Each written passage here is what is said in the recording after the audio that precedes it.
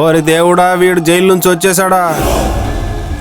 ఎంగడా గులాన్ సొల్రా అవన్ ఎంగల్కా. ఇలా చూడు ముక్కుపుడ కన్నయ్య, జరిగిందేదో జరిగిపోయింది. అలా కూర్చుని ఒక దోశ తిని అన్ని మర్చిపో. మరకడుమా ఎన్నారు మాసం జైల్లో పడ్డా గులాన్ అవన మరకడుమా ఎంగడా గులాన్. தெரியாது சத்தியமாயிட்டு ஏய் சக்கலிங்கா, அச்சு உடையிடாத கரையலா, அச்சு தூள் கிளம்புங்க.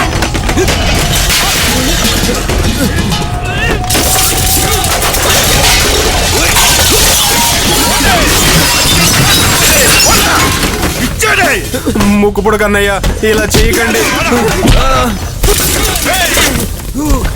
మరి ఏంట్రా సమస్య? గగన్ ఎక్కడికి వెళ్ళాడు? ఈ జన్మకి వాడు నేర్చుకోలేని పనులని నేర్చుకోవడానికి వెళ్ళాడు. అంటే ఏంట్రా? డాన్స్. దేవుడా, డాన్సా? చావడానికంటే ముందు డాన్స్ నేర్చుకుని అందరి ముందర అరంగేట్రం చేస్తానని అందరి ముందు శబ్దం చేశాడు. ఓ, ఇంకా ఎన్ని ఘోరాలు చూడాలో ఏమిటో భగవంతుడా.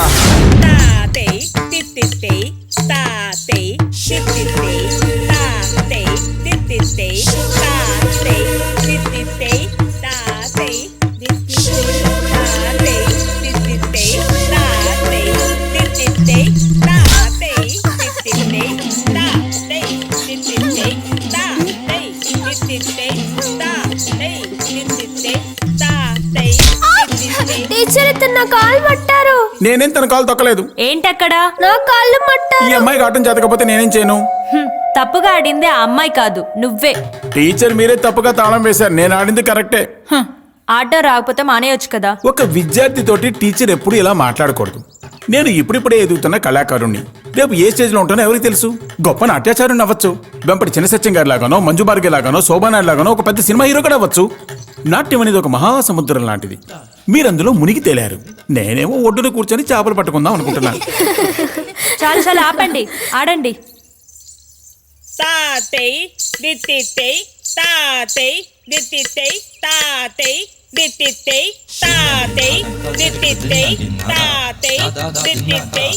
ఆపండి. టీచర్, మీ డాన్స్ స్కూల్లో చేర్చాను. నా కూతురు కాలు చూడండి. చూసారా ఎలా కట్టుకట్టారో? చెప్పమ్మా, ఇక్కడున్న వాళ్ళు ఎవరు నీ కాలు విరగొట్టింది?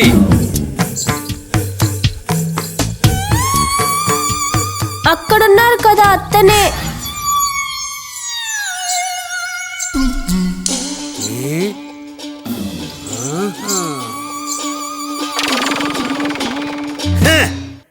ఎవరు? వీడ పిల్లాడు.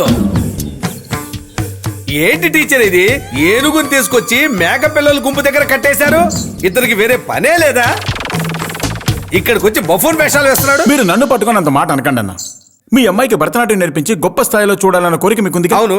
అలాంటి కోరికే మా అమ్మ నాన్నకు కూడా ఉండేది. మా అమ్మ కోరిక తీరకుండానే ఆవిడ చనిపోయింది. మా నాన్న బతికుండగానే ఆయన కోరిక నెరవేర్చాలని రాత్రి మూడులో కష్టపడుతున్నా.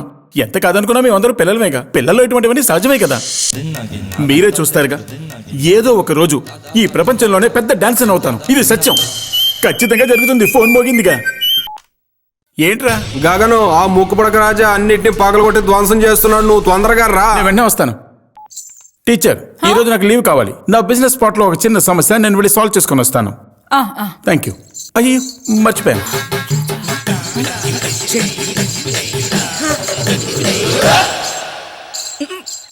అన్నా, ఈ పాప హాస్పిటల్కి వచ్చి నేను భరిస్తా. ఇతన్ని ఎక్కడి నుంచి పట్టుకొచ్చారు టీచర్? అన్నారండి బరోటా. Hello, Kadar ambulance service. ఇదిగో, నువ్వు నీ అంబులెన్స్ తీసుకొని మన ఏరియా మార్కెట్ లో ఉన్న మన షాప్కి వచ్చాయి. త్వరగా వచ్చాయి. 10 నిమిషాలు ఇక్కడ ఉండాలి. Yes, I am on the వే.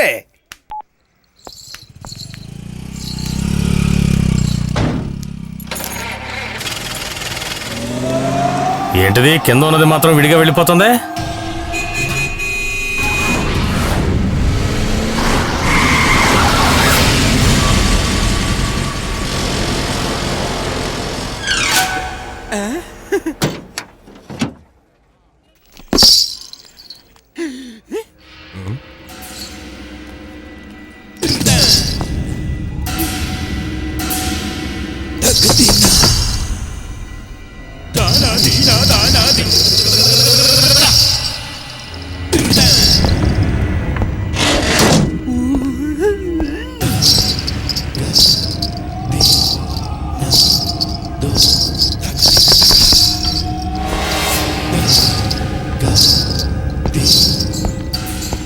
రావడానికి కొంచెం ఆలస్యమైంది. కారణం ఏంటో చెప్పమంటావా? ఈ మధ్య కాలంలో నాకు డాన్స్ మీద పిచ్చి ఎక్కువైపోయింది, భరతనాట్యం మీద. ఇదేంట్రా ఇలా వేలాడుతోంది? సానియా మిర్జా అనుకుంటున్నావా? ముక్కుకు కమ్మలేంట్రా? స్టార్ట్ చేద్దాం తమ్ముడు. అంతకంటే ముందు ఒక విచారణ, ఒక పాత విచారణ. సరిగ్గా నా కొట్టు ఎదురుగా నువ్వు అలాంటి కొట్టే పెట్టుకుంటానంటే నేను సంతోషపడ్డా.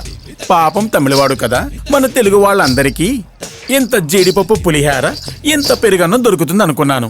కాకపోతే నువ్వు తప్పుడు బిజినెస్ చేసావు, అమ్మాయిల్ని సప్లై చేసావు, మందు అమ్మావు. అందుకే నీ మీద కంప్లైంట్ చేశాను. రేయ్, గొప్పవాళ్ళు స్టార్ రోడ్లో తినడం మానేసి బడ్డీ కొట్టుకొచ్చి తినడం మొదలు పెట్టారు. అలాంటి సమయంలో నీలాంటి ఎదవలు ఎదవ పనులు చేశారే అనుకో, మళ్ళీ వాళ్ళు 5 స్టార్కి వెళ్ళిపోతారు. అదే నాకు ఇష్టం లేదు. అందుకని మర్యాదగా కొట్టు ఖాళీ చేసి వెళ్ళిపో. నాకు కోపం తెప్పించుకో. ఏకిట ఎదుగుతా పెచ్చే నా కిల్లాడిడా. పోరారే బేవర్స్ గాడా. మనం గనక కొట్టడం మొదలు పెట్టామంటే ఇంటర్వెల్ ఉండదు, క్లైమాక్సే. నన్ను వదిలేయి తెలియ చేశానని ప్రాధాయపడినా వదిలిపెట్టేది లేదు. వెనక నుంచి అటాక్ చేస్తున్నాడు, అలా చేస్తే ఫౌల్ కదా.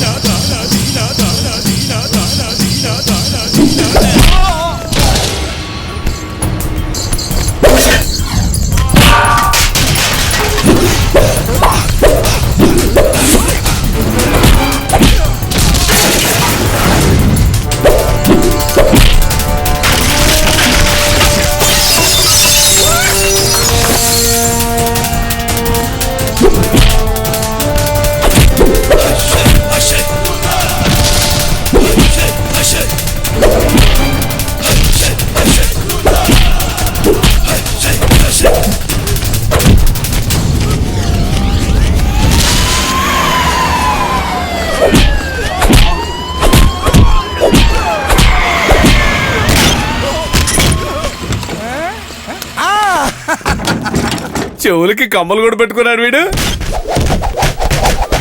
లోపల చావని అందరినీ. ఎన్ని చెప్పినా సరే గగన్ వచ్చాడంటే సంఘటనే. గగన్ అంటే సంఘటన కాదురా. గగన్కి అసలు సంఘటన లేదు. గగన్ ఒంటరివాడు కాదు. గగన్ అంటే ఓ కుటుంబం కాదు. గగన్ అంటే ఒక ఊరు కాదు. గగన్ అంటే రాజ్యం రా. గగన్ అంటే ఓ కంట్రీ రా. ఒక రాజ్యం.